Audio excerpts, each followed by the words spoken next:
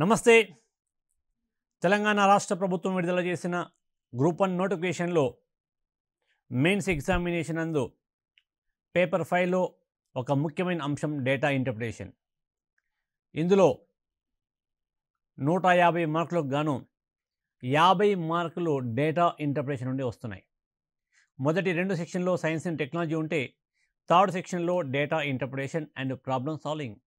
ఇందులో topic name data interpretation అయినప్పటికీ ఇందులో డేటా ఇంటర్ప్రిటేషన్తో పాటు యాప్టిట్యూడ్ అండ్ రీజనింగ్ క్వశ్చన్లు మనకు వస్తాయి. సో ముందుగా మనం డేటా ఇంటర్ప్రిటేషన్ గురించి మనం మాట్లాడుతున్నాం. అసలు డేటా అంటే ఏమిటి? సమాచారంతో పాటు కొన్ని నెంబర్లు ఉన్నట్లయితే దాన్ని మనం డేటా అంటాము. దీన్ని మనం 2 రకాలుగా వర్గీకరించుకోవచ్చు, primary data and secondary data. దీని గురించి మనం గత వీడియోలో ఆల్రెడీ చెప్పుకోవడం జరిగింది. ఈ డేటాని ఏ విధంగా ప్రజెంట్ చేయాలి అనేది tabulation, bar diagrams, XY charts and pi charts, ఇలా 4 రకాలుగా ఉంటాయి. ఇందులో మొదటిది ట్యాబులేషన్. సో ఈ ట్యాబులేషన్ గురించి మనము గత వీడియోలో ఆల్రెడీ చెప్పుకోవడం జరిగింది. ట్యాబులేషన్ నుండి క్వశ్చన్లు 2 రకాలుగా వస్తాయి. మొదటిది ఏంటి అంటే ఒక టేబుల్ ఇచ్చి ఆ టేబుల్ తర్వాత కొన్ని క్వశ్చన్లు ఇవ్వడం జరుగుతూ ఉంది. టేబుల్లో కొంత ఇన్ఫర్మేషన్ ఉంటుంది, కొన్ని వాల్యూస్ ఇవ్వడం జరుగుతూ ఉంది.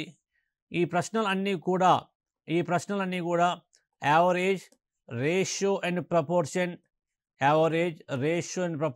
అండ్ పర్సంటేజెస్, సరాసరి, నిష్పత్తి, అనుపాతము, శాతాల మీద మనకు ప్రశ్నలు ఆధారపడి ఉంటాయి.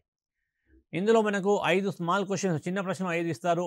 ప్రతి ప్రశ్నకి 2 మార్కుల చొప్పున 10 మార్కులు కేటాయించడం జరిగింది. ట్యాబులేషన్లోనే మరో విభాగం ఏంటి అంటే మనకు కొంత సమాచారం ఇవ్వడం జరుగుతుంది. ఒక పారాగ్రాఫ్ రూపంలో 1 లేదా 2 పారాగ్రాఫ్లు ఇచ్చిన తర్వాత ఆ సమాచారాన్ని జాగ్రత్తగా చదివి సరైన టేబుల్ని అమర్చాలి. ఇచ్చిన సమాచారంలో అన్ని విలువలు మనకు ఇవ్వకపోవచ్చు, కొంతవరకు మాత్రమే మనకు సమాచారం ఇవ్వడం జరుగుతూ ఉంది. మరి ఆ టేబుల్ని ఏ విధంగా వేయాలి అనేది మీకు గత వీడియోలో చెప్పాను. అయినా కూడా మళ్ళీ ఒకసారి చూడండి. కొంత సమాచారం ఇచ్చిన తర్వాత ఆ సమాచారం చదివి సరైన టేబుల్లో అరేంజ్ చేయండి అన్నప్పుడు టేబుల్లో కొన్ని ముఖ్యమైన భాగాలు ఉన్నాయి, వాటిని జాగ్రత్తగా గుర్తుంచుకోవాలి. ఎప్పుడైనా టేబుల్ వేసేటప్పుడు ఫస్ట్ టేబుల్కి నెంబర్ అనేది ఉండాలి. టేబుల్ నెంబర్లు 1, 2, 3, 4, 5 ఆ విధంగా ఉంటాయి. అందులో మనకు ఎగ్జామినేషన్లో ఒకే ఒక ప్రశ్న వస్తుంది కాబట్టి టేబుల్ నెంబర్ 1 తీసుకోండి. తీసుకున్న తర్వాత నెక్స్ట్ దానికి ఒక టైటిల్, టేబుల్కి ఒక చక్కని పేరు పెట్టాల్సి ఉంటుంది. ఆ టైటిల్ అనేది ఎలా ఉండాలి? టైటిల్ అనేది 3Wsకి ఆన్సర్ ఇచ్చే విధంగా ఉండాలి. ఏంటి 3Ws ఏంటి? 3Ws ఏంటి అంటే వాట్, వేర్ అండ్ వెన్. అంటే ఈ 3 ప్రశ్నలకి సమాధానం వచ్చే విధంగా టైటిల్ తయారు చేయాలి. కానీ ఈ 3 ప్రశ్నలకు సమాధానం వచ్చే విధంగా తయారు చేయాలి అంటే అన్ని సందర్భాల్లో సాధ్యం కాకపోవచ్చు. అలాంటప్పుడు ఖచ్చితంగా వాట్ అండ్ వేర్, ఈ మొదటి 2 ప్రశ్నలకైనా సమాధానం వచ్చే విధంగా మనం టేబుల్ తయారు చేయాలి. దాని తర్వాత వెన్ అంటే టైం ఇచ్చినప్పుడు టైటిల్ పక్కన బ్రాకెట్లో రాయాల్సి ఉంటుంది. టైటిల్ పక్కన బ్రాకెట్లో దేనైతే రాస్తామో దాన్ని మనము హెడ్ నోట్ అంటాము.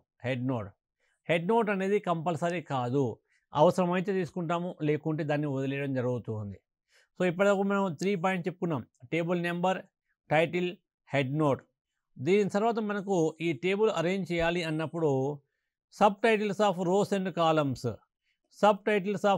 కాలమ్స్, ఈ రోస్కి అండ్ కాలమ్స్కి సబ్ టైటిల్స్ మనం తీసుకోవాల్సి ఉంటుంది. దీని తర్వాత బాడీ ఆఫ్ ది టేబుల్, ఇది మనకు ముఖ్యమైన సమాచారము. సో మనకు కావాల్సిన ఇన్ఫర్మేషన్ మొత్తం కూడా ఈ బాడీ ఆఫ్ ది టేబుల్లో ఉంటుంది. So body of the table కూడా కంపల్సరీ. టేబుల్ కింద ఫుట్ నోట్ అనేది ఉంటుంది. ఫుట్ నోట్ అంటే టేబుల్ సంబంధించి ఇంకా మీరు ఏమైనా అదనపు సమాచారం ఇవ్వాలి అనుకుంటే, అంటే టేబుల్ టైటిల్లో కానీ టేబుల్ మధ్యలో బాడీ ఆఫ్ ది టేబుల్లో కానీ పూర్తి సమాచారం రాలేదు, దాని గురించి మీరు మరికొంత ఎక్స్ట్రా ఇన్ఫర్మేషన్ మీరు ఇవ్వాలి అనుకుంటే టేబుల్ కింద ఫుట్ నోట్ అని రాయాల్సి ఉంటుంది. అదేవిధంగా ఆ టేబుల్ ఎక్కడి నుంచి గ్యాదర్ చేయడం జరిగింది? ఏదైనా బుక్ నుండి గ్యాదర్ చేశారా? మ్యాగజైన్ నుండి గ్యాదర్ చేశారా? లేదా న్యూస్ పేపర్ నుండి గ్యాదర్ చేశారా, లేదా గవర్నమెంట్ గెజెట్ నుండి గ్యాదర్ చేశారా? ఎక్కడ నుండి కలెక్ట్ చేసినట్లయితే దాని కింద సోర్స్ మనం రాయాలి. సోర్స్ రాసి అది ఎక్కడి నుండి మనం కలెక్ట్ చేసామనేది ఆ సోర్స్ ఖచ్చితంగా రాయాల్సి ఉంది. కానీ మన ఎగ్జామినేషన్లో మనం క్వశ్చన్ చదివిన తర్వాత ఈ ఇన్ఫర్మేషన్ని ఎక్కడి నుంచి కలెక్ట్ చేశారో అని ఇవ్వనప్పుడు సోర్స్ రాయాల్సిన అవసరం లేదు. అంటే హెడ్ నోట్ అనేది కంపల్సరీ కాదు, ఫుట్ నోట్ అనేది కంపల్సరీ కాదు, సోర్స్ అనేది కంపల్సరీ కాదు. ఈ 3 కంపల్సరీ కాదు. కానీ టేబుల్ నెంబర్ అనేది ఖచ్చితంగా తీసుకోవాలి. టైటిల్ అనేది ఖచ్చితంగా తీసుకోవాల్సిందే. Sub titles of rows and columns ఖచ్చితంగా తీసుకోవాల్సిందే. బాడీ ఆఫ్ ది టేబుల్ ఇది కూడా మనం ఖచ్చితంగా తీసుకోవాల్సిందే. సో లాస్ట్ వీడియోలో గత ఎగ్జామ్లో ఎలాంటి ప్రశ్న వచ్చిందో గత ఎగ్జామ్లో వచ్చిన ప్రశ్నని యథావిధిగా తీసుకోవడం జరిగింది. సో ఇప్పుడు మరొక క్వశ్చన్ చూద్దాం. దీనికి మీరు ఆన్సర్ కనుక్కునే ప్రయత్నం చేయండి. ఇక్కడ మనకు ఒక పారాగ్రాఫ్ ఇవ్వడం జరిగింది. దీన్ని జాగ్రత్తగా చదివి దీన్ని మనం ఒక టేబుల్ రూపంలో అమర్చాలి. క్వశ్చన్ చూడండి. మధు అనే కళాశాలలో 2016లో ఆర్ట్స్ గ్రూప్ నందు 600 మంది, సైన్స్ గ్రూప్ నందు 800 మంది విద్యార్థులు కలరు. 2017లో ఆర్ట్స్ గ్రూప్లో 10%, సైన్స్ గ్రూప్లో 20% సీట్లు పెంచారు. 2018లో ఆర్ట్స్ గ్రూప్లో 20, సైన్స్ గ్రూప్లో 30 సీట్లు పెంచారు.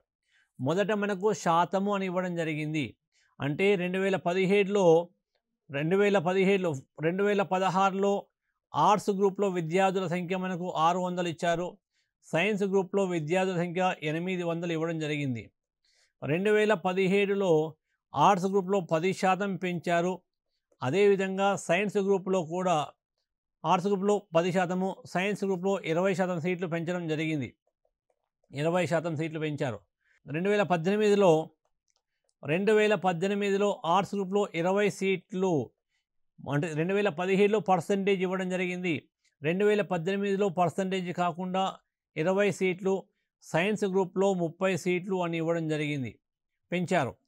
2019లో ఆర్ట్స్ గ్రూప్లో 30 మంది, అదేవిధంగా సైన్స్ గ్రూప్లో 50 సీట్లు పెంచడం జరిగింది. ప్రతి సంవత్సరం కూడా అబ్బాయిలు అమ్మాయిల నిష్పత్తి 1:1 కలదు.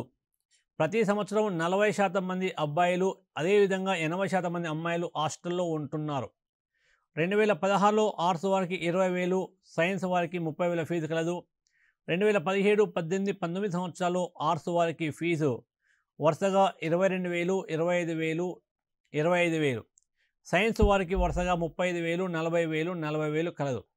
ఈ పూర్తి సమాచారాన్ని రెవెన్యూతో సహా పట్టిక రూపంలో అమర్చండి. ఇలాంటి క్వశ్చన్లు ఇచ్చినప్పుడు ముందుగా మనం ఏం చేయాలి? టేబుల్ నెంబర్ తీసుకోవాలి. ఎగ్జామ్లో ఇలాంటి క్వశ్చన్ ఇచ్చినప్పుడు ఒకే ఒక ప్రశ్న ఇచ్చే అవకాశం ఉంది. ఒకే ఒక ప్రశ్న ఇస్తారు కాబట్టి దానికి మనం టేబుల్ నెంబర్ 1 తీసుకోవాలి. జనరల్గా టేబుల్ నెంబర్ ఎలా ఉంటుంది అంటే 1, 2, 3, 4, 5 ఆ విధంగా 1 నుండి స్టార్ట్ చేసి నెంబర్లు ఇస్తూ ఉంటాం. అంటే ఒక చిన్న బుక్ ఉంది, అందులో ఒక 25 టేబుల్ ఉన్నట్లయితే 1 నుండి 25 వరకు టేబుల్స్ మనం తీసుకోవడం జరుగుతుంది. అలా కాకుండా ఒక పెద్ద బుక్ ఉంది, అందులో ఒక 5 చాప్టర్స్ ఉన్నాయి, 5 అధ్యాయాలు ఉన్నాయి. సో మొదటి అధ్యాయంలో వచ్చిన టేబుల్ నెంబర్ని 1.1, 1.2 తీసుకుంటాము. రెండవ చాప్టర్లో 2.1, 2.2, 2.3 ఆ విధంగా తీసుకోవడం జరుగుతుంది. కానీ ఇప్పుడు మనం ఎగ్జామ్లో ఒకే క్వశ్చన్ వస్తుంది కాబట్టి దానికి టేబుల్ నెంబర్ 1 అని తీసుకోండి. టేబుల్ నెంబర్ 1 తీసుకున్న తర్వాత దానికి ఒక చక్కని టైటిల్ పెట్టాలి, టేబుల్కి ఒక పేరు పెట్టాలి. సో ఇప్పుడు మనం ఏం చేద్దాం, అందులో పేరు పెట్టేటప్పుడు మీరు 3 W's గురించి ఆలోచించాలి. What is the information, where and when.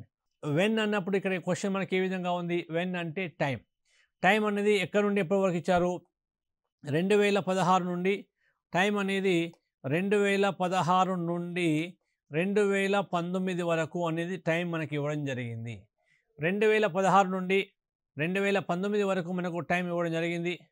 2016 నుండి 2019 వరకు మనకు టైం ఇచ్చారు. సో ఇప్పుడు అదేవిధంగా మధు అనే కాలేజీలోని విద్యార్థుల సంఖ్య ఫీజులతో సహా అని ఇవ్వడం జరిగింది. కాబట్టి దీనికి టైటిల్ తీసుకోండి. టైటిల్ ఏ విధంగా ఉండాలి? మధు కళాశాలలో విద్యార్థుల సంఖ్య మరియు ఫీజుల వివరాలు, ఆ విధంగా టైటిల్ తీసుకోండి. ఇన్ఫర్మేషన్ ఏంటి? మధు అనే కళాశాలలో విద్యార్థుల సంఖ్య మరియు ఫీజుల వివరాలు. సో ఆ విధంగా మీరు టైటిల్ తీసుకోవాలి. మధు కళాశాలలో విద్యార్థుల సంఖ్య మరియు ఫీజుల వివరాలు. బ్రాకెట్లో హెడ్ నోట్ రాయాలి. 2016 నుండి 2019 వరకు టైం ఇవ్వడం జరిగింది. 2016 నుండి 2019 వరకు. సో ఇక్కడ ముందుగా మొదటి దాంట్లో మనం ఏం తీసుకుంటాము, ఇయర్ టైం తీసుకుంటాము. 2016, 2017, 2018, 2019 కేవలం 4 సంవత్సరాల్లో మాత్రమే ఉన్న విద్యార్థుల సంఖ్య మనకి ఇవ్వడం జరిగింది. 4 ఇయర్స్లో ఉన్న విద్యార్థుల సంఖ్య ఇవ్వడం జరిగింది. సో దీన్ని మనం ఒక పట్టిక రూపంలో అమర్చాలి. దీన్ని పట్టిక రూపంలో అమర్చేటప్పుడు ముందుగా టేబుల్ని ఏ విధంగా వేయాలి. సో ఫస్ట్ మనం టేబుల్ నెంబర్ 1 తీసుకోవడం జరిగింది. తర్వాత దానికి టైటిల్ మధు కళాశాలలో విద్యార్థుల సంఖ్య మరియు ఫీజుల వివరాలు రాసి దాని పక్కన హెడ్ నోట్లో టైం ఇవ్వడం జరిగింది 2016 నుండి 2019 వరకు. ఇప్పుడు ఆ విద్యార్థుల సంఖ్య అన్నప్పుడు ఆ కాలేజీలో 2 డిఫరెంట్ వెరైటీస్ ఆఫ్ కోర్సెస్ 2 కోర్సులు ఉన్నాయి. ఏంటి ఆ కోర్సులు? ఆర్ట్స్ మరియు సైన్స్ అనే 2 కోర్సులు ఉన్నాయి. ప్రతి కోర్సులో కూడా అబ్బాయిలు మరియు అమ్మాయిలు ఉన్నారు కాబట్టి సో ఇప్పుడు మనం ఏం చేద్దాం, ఇక్కడ దీన్ని డివైడ్ చేద్దాము. ఆర్ట్స్ గ్రూప్లో బాయ్స్, ఆర్ట్స్ గ్రూప్లో గర్ల్స్, ఆర్ట్స్ గ్రూప్లో టోటల్. అదేవిధంగా సైన్స్ గ్రూప్లో బాయ్స్, సైన్స్ గ్రూప్లో గర్ల్స్, సైన్స్ గ్రూప్లో టోటల్. ఈ విధంగా మీరు వేసిన తర్వాత, ఈ విధంగా టేబుల్ తీసుకున్న తర్వాత, అంతేకాకుండా మొత్తం గ్రాండ్ టోటల్ స్టూడెంట్స్ అనేది అబ్బాయిలు ఎంతమంది ఉన్నారు, అమ్మాయిలు ఎంతమంది ఉన్నారు, సో అది మనం తీసుకోవాలి. సో అదేవిధంగా ఫీజుల వివరాలు కూడా ఇవ్వడం జరిగింది కాబట్టి సో మనం ఏం చేయాలి, బిఏ ఫీజు అదేవిధంగా బిఎస్సి ఫీజు కూడా మనం తీసుకోవాలి. సో ఇప్పుడు మనం ఇందులో చూద్దాం. 1 by 1 తీసుకుందాం. ఇచ్చిన టేబుల్ ప్రకారము ఇన్ఫర్మేషన్ ఇచ్చారు. 2016లో ఆర్ట్స్ గ్రూప్ నందు విద్యార్థుల సంఖ్య 600, సైన్స్ గ్రూప్ 800. సో 2016లో 2016లో ఆర్ట్స్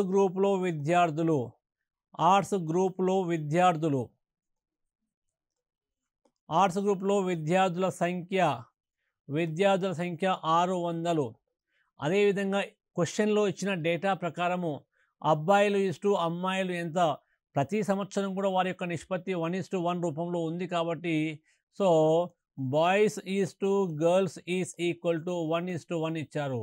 మరి అందులో బాయ్స్ ఎంతమంది ఉన్నారు, 1 part 1 by 1 plus 2 ఎంత 2, 1 by 2 into 600 అంటే 300 అవుతుంది. రిమైనింగ్ ఆర్ గర్ల్స్, మిగిలిన వారు గర్ల్స్ అవుతారు. సో 600లో 300 మంది అబ్బాయిలు అంటే మిగిలిన 300 అమ్మాయిలు అవుతున్నారు. సో కాబట్టి ఈ డేటాని మనము ఇందులో ఫిలప్ చేయండి. 2016లో టోటల్ విద్యార్థుల సంఖ్య 600. 600లో అబ్బాయిలు 300 అని, అమ్మాయిలు 300 అని మనకి ఇవ్వడం జరిగింది. సో ఇప్పుడు ఇచ్చిన డేటా ప్రకారం 300 తీసుకున్నాం. దెన్ నెక్స్ట్ వన్ సేమ్ ఇదే 2016లో సైన్స్ గ్రూప్లో విద్యార్థుల సంఖ్య ఎంత, 800 అని ఇవ్వడం జరిగింది. ఇందులో బాయ్స్ గర్ల్స్ 1:1 ఇచ్చారు కాబట్టి ఈ 800 మందిలో బాయ్స్ ఎంతమంది, 1 part 1 by 1 plus 1 ఎంత 2, 1 by 2 into 800 అంటే 400. అబ్బాయిలు 400 మంది ఉన్నారు అంటే అమ్మాయిలు ఎంతమంది ఉన్నారు, 1:1 ప్రతి సంవత్సరం కూడా 1:1 నిష్పత్తిలో ఉన్నారు కాబట్టి 800 మైనస్ 400 ఎంత అవుతుంది అంటే 400 అవుతుంది. ఈ డేటాని మీరు ఇందులో ఇచ్చిన టేబుల్లో ఫిలప్ చేయండి. టోటల్ ఎంతమంది 800.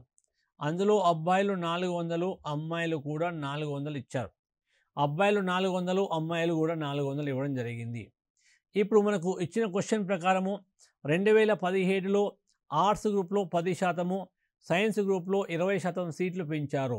2017లో ఆర్ట్స్ గ్రూప్లో 10%, సైన్స్ గ్రూప్లో 20% సీట్లు పెంచడం జరిగింది. సో ఇప్పుడు 2017లో మనం డేటా చూద్దాం. 2017లో ఆర్ట్స్ గ్రూప్లో విద్యార్థుల సంఖ్య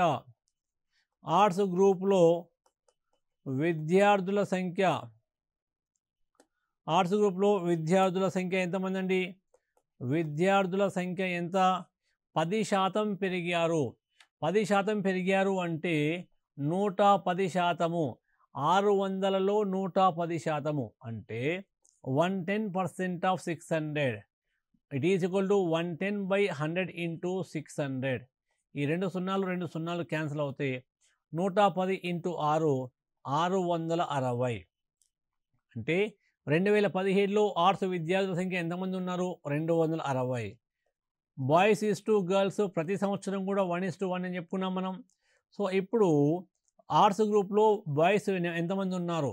1/1 + 1 ఎంత? 2. అంటే 2 భాగాల్లో ఒక భాగం అబ్బాయిలు, మరొక భాగం అమ్మాయిలు. So 1/2 into 660. దీన్ని సింప్లిఫై చేస్తే 660ని సగం చేస్తే 330. మరి ఇందులో గర్ల్స్ ఎంతమంది ఉన్నారు?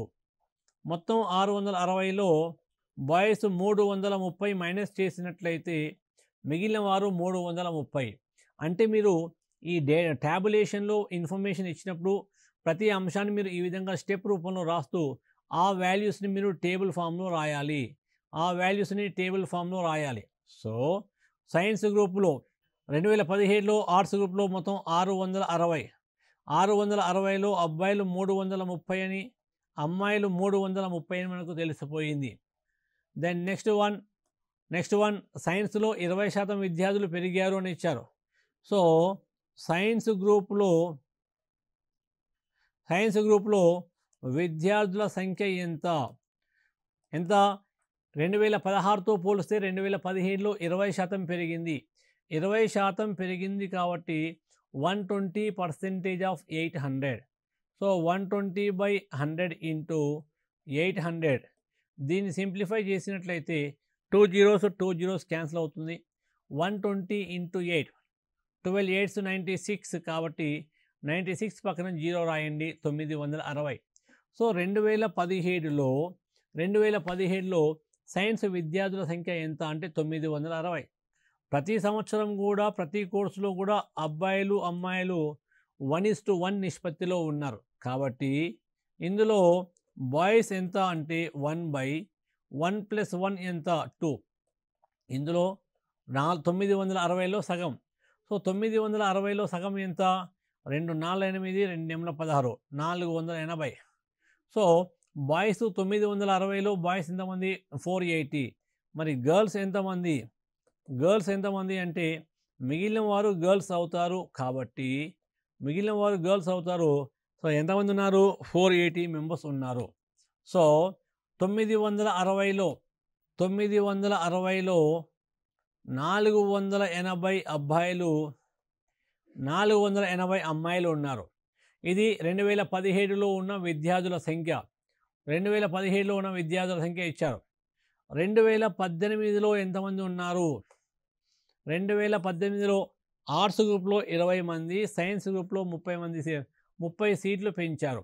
ఆర్ట్స్లో 20, సైన్స్లో 30 సీట్లు పెంచారు. సో మనం ఏం చేయాలి? ఆర్ట్స్లో 20 సీట్లు. ఆర్ట్స్లో 20 సీట్లు కాబట్టి 2018లో ఆర్ట్స్ గ్రూప్లో విద్యార్థుల సంఖ్య ఎంత? 660. అంటే 2017లో 660 ఉంది. 660 నుండి ఆర్ట్స్లో ఎంతమంది పెంచారు? 20, సైన్స్లో 30 సీట్లు పెంచారు. సో 660 + 20 ఎంత? 680. సో 2018లో ఆర్ట్స్ గ్రూప్లో విద్యార్థుల సంఖ్య ఎంత అంటే 680. ఇందులో బాయ్స్ ఈజ్ టు గర్ల్స్ ఎంత 1:1. సో కాబట్టి బాయ్స్ ఎంతమంది 1/1 + 1 ఎంత 2. 1/2 ఇంటూ 680. 680ని సగం చేసినట్లయితే 340. బాయ్స్ 340 కాబట్టి మిగిలిన వాళ్ళందరూ గర్ల్స్ అవుతారు. 680 - 340 అంటే 340 మంది. సో 2018లో ఆర్ట్స్ విద్యార్థుల సంఖ్య ఎంత అంటే మొత్తం 680. 680లో ఆర్ట్స్ విద్యార్థులు మొత్తం 680. ఇందులో సగం అబ్బాయిలు 340, సగం అమ్మాయిలు 340. సో 340 అండ్ 340 చేశాం. 2019లో ఆర్ట్స్ గ్రూప్లో 30 మంది, సైన్స్ గ్రూప్లో 50 సీట్లు పెంచారు. అంటే ఆర్ట్స్లో 30 సీట్లు, సైన్స్లో 50 సీట్లు పెంచడం జరిగింది. ఇందులో ఆర్ట్స్ గ్రూప్లో ఎన్ని సీట్లు పెంచారు? 2019లో ఆర్ట్స్ గ్రూప్లో ఎన్ని సీట్లు పెంచారు? సో ముందుగా 2018లో చూడండి. 2018లో సైన్స్ గ్రూపులో ఎన్ని సీట్లు పెంచారు? సో మొదట 960 ఉంది, తర్వాత 30 సీట్లు పెంచారు కాబట్టి 990 అవుతుంది. 990. ఇందులో బాయ్స్ ఈజ్ టు గర్ల్స్ 1:1 కాబట్టి ఎంతమంది అబ్బాయిలు ఉన్నారు? 1/1 + 1 ఎంత 2. 1/2 ఇంటూ 990. 1/2 ఇంటూ 990. దీన్ని 1/2 చేత మనం మల్టిప్లై చేస్తే 2 × 4 = 8, 1 × 9 = 19, 2 × 9 = 18, 1 × 0 = 10, 2 × 5 = 10. అంటే 990 మంది విద్యార్థులలో బాయ్స్ 445 ఉంటే మిగిలిన వారు గర్ల్స్ అవుతారు. 990 - 495 దాని మైనస్ చేసి ఎంత వస్తుంది? 495 వస్తుంది. అంటే 990 మంది విద్యార్థులలో అబ్బాయిలు 495, అమ్మాయిలు కూడా 495. అబ్బాయిలు 495, అమ్మాయిలు కూడా 495. ఇప్పుడు 2019లో ఎంతమంది విద్యార్థులు పెంచారు అంటే 2019లో ఆర్ట్స్లో 30 సీట్లు, సైన్స్లో 50 సీట్లు పెంచారు. సో 2019లో ఆర్ట్స్లో ఎన్ని సీట్లు పెంచారు? ఆర్ట్స్లో 30 సీట్లు పెంచారు. ఆర్ట్స్లో 30 సీట్లు, సైన్స్లో 50 సీట్లు పెంచారు. ఆర్ట్స్లో 30, సైన్స్లో 50 సీట్లు పెంచారు. అంటే 2019లో ఆర్ట్స్లో విద్యార్థుల సంఖ్య ఎంత? 2018లో 680 ఉంది. ఇప్పుడు 30 మంది పెరిగారు కాబట్టి 710. ప్రతి సంవత్సరం కూడా అబ్బాయిలు అమ్మాయిల నిష్పత్తి 1:1 ఉంటుంది కాబట్టి 2019లో అబ్బాయిల సంఖ్య ఎంత? 710ని సగం చేయండి. 700ని సగం చేస్తే 350. 700ని సగం చేస్తే 350. 10ని సగం చేస్తే 5. సో కాబట్టి 355 మంది అబ్బాయిలు, 355 మంది అమ్మాయిలు ఉన్నారు. 355 మంది అబ్బాయిలు, 355 మంది అమ్మాయిలు ఉన్నారు. ఇప్పుడు సైన్స్ గ్రూప్లో మనకు ఎంతమంది పెరిగారు? సైన్స్ గ్రూప్లో ఇచ్చిన డేటా ప్రకారము 2019లో సైన్స్ గ్రూప్లో 50 సీట్లు పెరిగాయి. సైన్స్ గ్రూప్లో 50 సీట్లు పెరిగాయంటే 990 + 50 ఎంత? 1040. సో 2019లో సైన్స్ గ్రూప్లో ఉన్న విద్యార్థుల సంఖ్య ఎంత అంటే 1040. ఇందులో అబ్బాయిలు అమ్మాయిల నిష్పత్తి ఎంత? 1:1. అంటే ప్రతి సంవత్సరం కూడా సీట్ల సంఖ్య 1:1 అనేది కరెక్ట్గా ఉంది. సో కాబట్టి 1040 మందిలో అబ్బాయిల సంఖ్య ఎంత అంటే దాన్ని సగం చేయండి, 520. అమ్మాయిల సంఖ్య ఎంత? 520 అవుతుంది. సో ఇప్పుడు చెప్పండి, టేబుల్ పూర్తిగా కంప్లీట్ అయిపోయిందా? నో, కంప్లీట్ కాలేదు. ఇప్పటి వరకు మనం చేసిన దాంట్లో ఏమేమి కనుక్కున్నాము? కేవలం విద్యార్థుల సంఖ్య మాత్రమే కనుక్కోవడం జరిగింది. కేవలం విద్యార్థుల సంఖ్య మాత్రమే కనుక్కున్నాం. కానీ ఇందులో మనం చేయాల్సింది ఏంటి? రెవెన్యూ కూడా కనుక్కోండి అన్నారు. రెవెన్యూతో సహా కనుక్కోండి అన్నారు. మరి రెవెన్యూతో సహా కనుక్కోండి అన్నప్పుడు మనం ఏం చేయాలి? ఇక్కడ ఏ విధంగా చేయాలి అంటే ప్రతి సంవత్సరం రెవెన్యూ ఎంత ఉందో మీకు తెలిసి ఉండాలి. ప్రతి సంవత్సరము రెవెన్యూ ఎంత ఉందో మీరు కనుక్కోవాలి. ఇక్కడ మీరు ప్రత్యేకంగా మరొక టేబుల్ తీసుకోవాలి.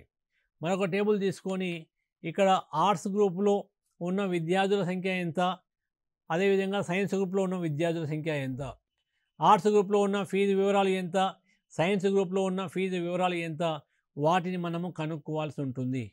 ఇచ్చిన క్వశ్చన్లో మనకు ఆర్ట్స్ గ్రూప్లో మొదట ఫీజు ఎంత ఇచ్చారు? సో 2016లో ఆర్ట్స్ గ్రూప్లో ఫీజు 20,000, సైన్స్ 30,000 ఇవ్వడం జరిగింది.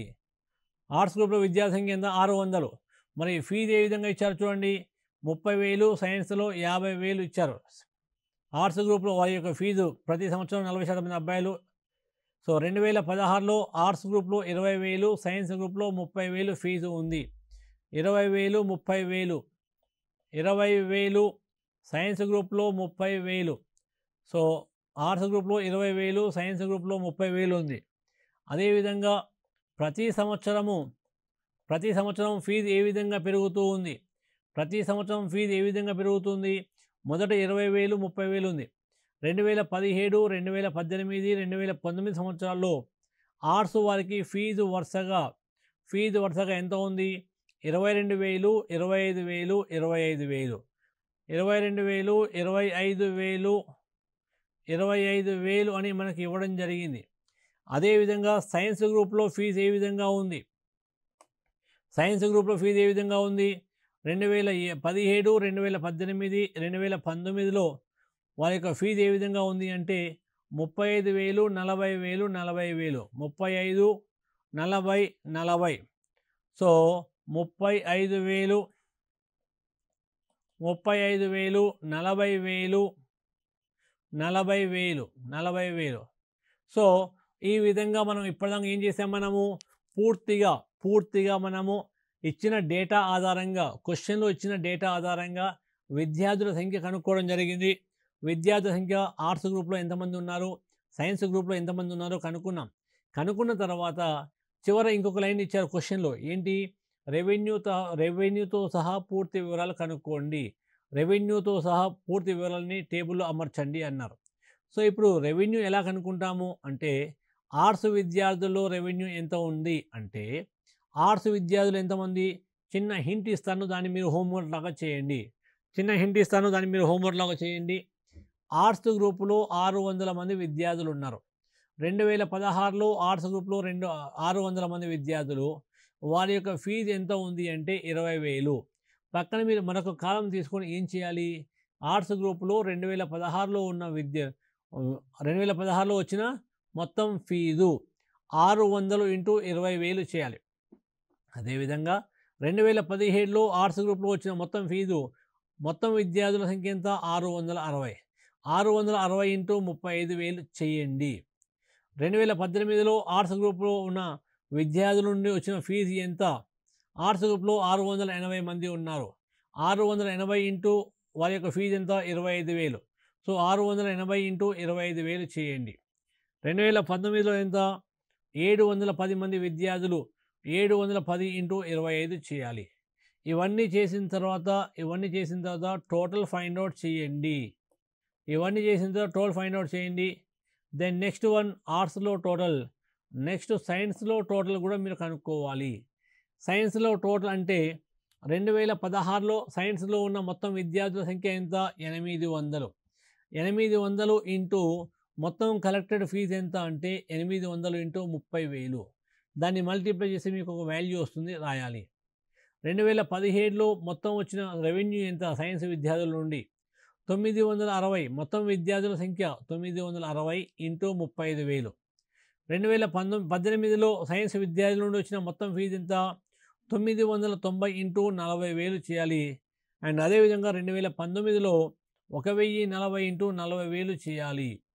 1,040 × 40,000 చేయాలి. చేసిన తర్వాత ఇక్కడ మొత్తం ఆర్ట్స్ నుంచి వచ్చిన ఫీజు ఎంత? వీటిని టోటల్ చేయండి. మొత్తం సైన్స్ నుండి వచ్చిన ఫీజు ఎంత? టోటల్ చేయండి. ఇలా మనకు 2 టేబుల్స్ వస్తాయి. వచ్చిన తర్వాత ఇది టోటల్ ఆర్ట్స్ నుంచి వచ్చిన విద్యార్థుల ఫీజు, సైన్స్ నుండి వచ్చిన విద్యార్థుల యొక్క మొత్తం ఫీజు అవుతుంది. సో ఈ విధంగా చేసిన తర్వాత ఇందులో మరొకటి ఉన్నది. ఏంటి మరొకటి? హాస్టల్‌లో ఉన్న విద్యార్థుల సంఖ్యని ఇవ్వడం జరిగింది. దానికోసం మరొక 2 కాలమ్స్ తీసుకొని మీరు చేయాల్సి ఉంటుంది. అది మీరు ఓన్‌గా ప్రయత్నించండి. మరో వీడియోలో మరొక కొత్త ఎగ్జాంపుల్‌తో మీ ముందుకొస్తాను. అప్పటి వరకు ప్రాక్టీస్ చేస్తూనే ఉండండి. Thank you.